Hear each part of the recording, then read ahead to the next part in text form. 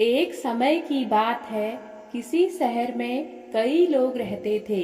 सभी लोग अपने कामों में व्यस्त रहते थे। किसी को किसी से कोई मतलब नहीं था।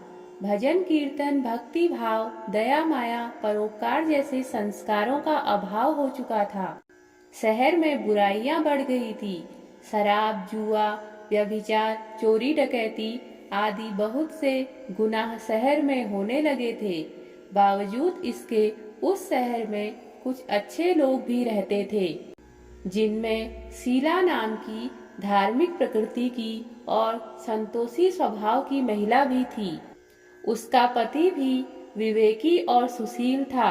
शीला और उसका पति कभी किसी की बुराई नहीं करते थे और भगवान का भजन करने में अच्छी तरह समय व्यतीत कर रहे थे। शहर के लोग उनकी गृहस्थी की सराहना करते थे। देखते ही देखते समय बदल गया। शीला के पति की अच्छी संगति बुरी में बदल गई।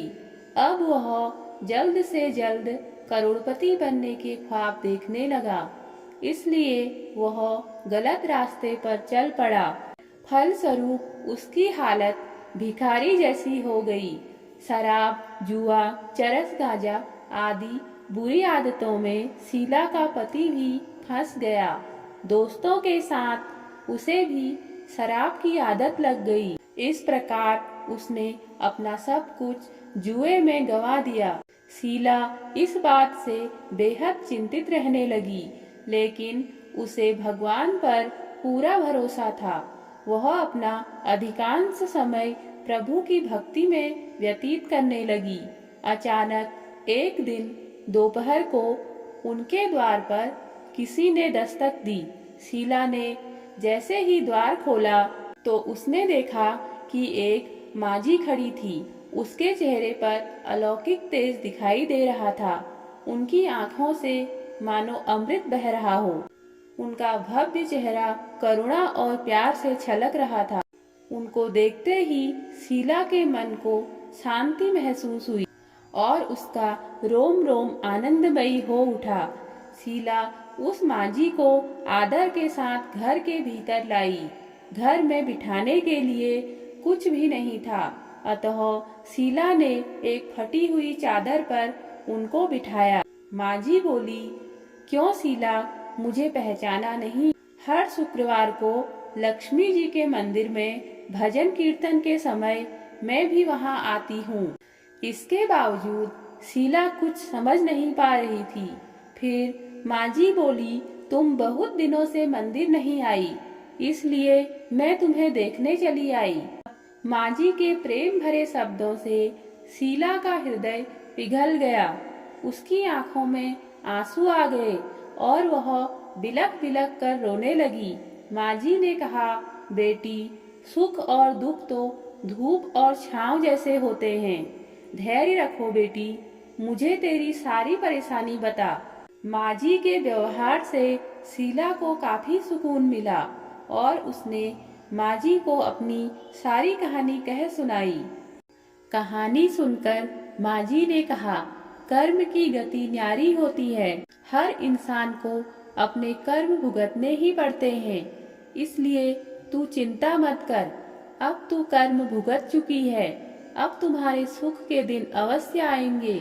तू तो माँ लक्ष्मी की भक्त है। माँ लक्ष्मी तो प्रेम और करुणा की अवतार हैं।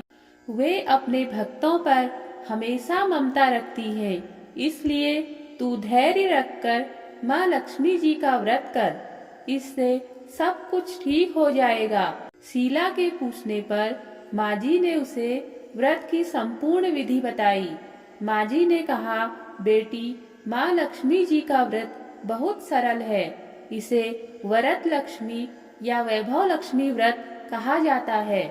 यह व्रत करने वाले की सभी मनोकामनाएं पूर्ण होती हैं। शीला यह सुनकर आनंदित हो गई। शीला ने संकल्प करके आंखें खोली तो सामने कोई न था। वह विस्मित हो गई कि मांझी कहाँ गई। शीला को तत्काल यह समझते देर न लगी कि मांझी और कोई नहीं, साक्षात लक्ष्मी जी ही थी। दूसरे दिन शुक्रवार था। सवेरे स्नान करके स्वच्छ कपड़े पहनकर शीला ने माँ जी द्वारा बताई गई विधि से पूरे मन से व्रत किया। आखिरी में प्रसाद वितरण हुआ। यह प्रसाद पहले पति को खिलाया। प्रसाद खाते ही पति के स्वभाव में फर्क पड़ गया।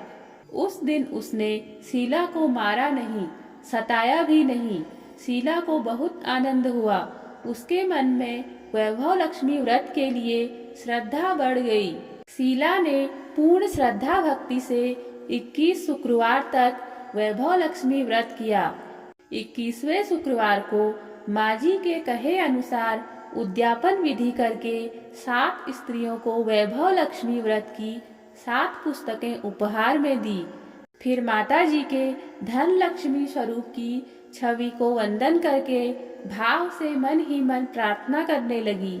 हे माँ धन लक्ष्मी, मैंने आपका वैभव लक्ष्मी व्रत करने की मन्नत मांगी थी।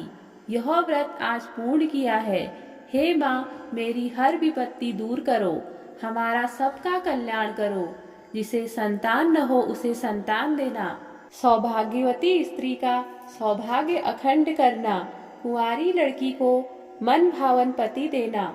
जो आपका ये चमत्कारी वैभव लक्ष्मी व्रत करे, उनकी सभी विपत्तियां दूर करना, सभी को सुखी करना।